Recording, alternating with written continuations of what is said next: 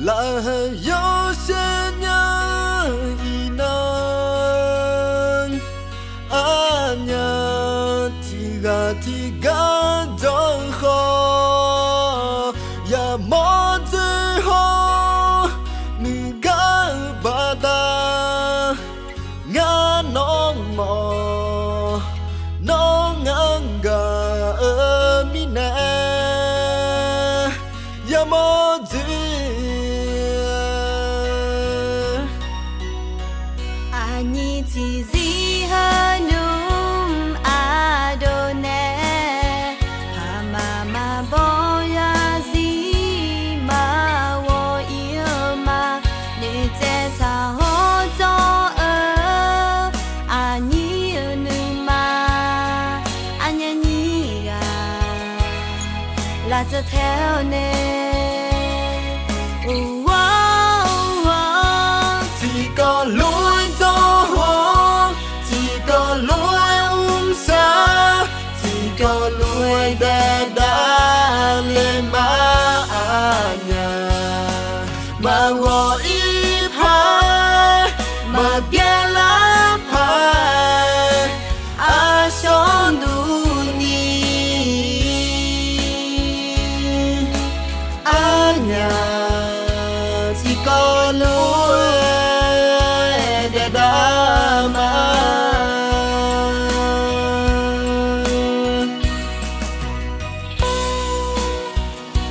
ติดตามฟังเพลงใหม่ได้ก่อนใครที่ Channel บานเย็นสตูดิโอแม่สาย 086 672 1188 ช่วยกด Subscribe ด้วยนะครับ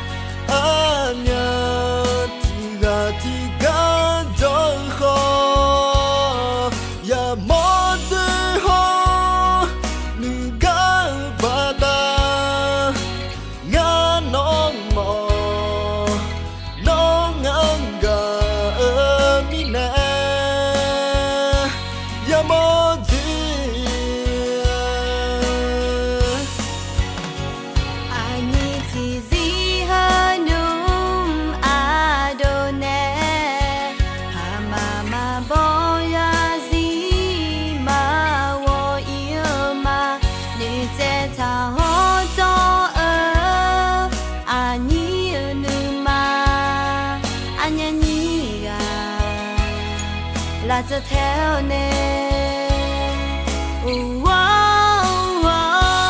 chỉ có lối gió hoang chỉ có lối xa chỉ có lối đã lên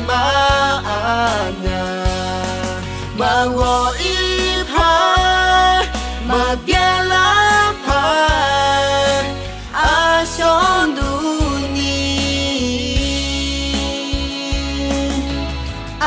nhà chỉ có lối